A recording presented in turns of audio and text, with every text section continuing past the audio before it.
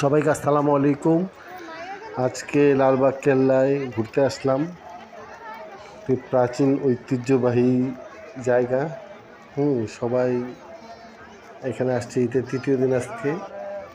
খুবই ভালো লাগছে সবাইকে দেখে এবং সবাই এখানে আসছে। ভালো একটা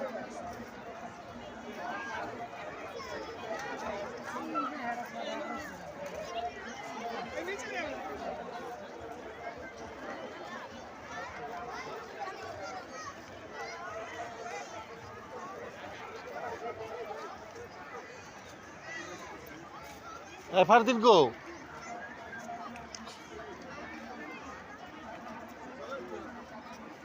ফারদিন গো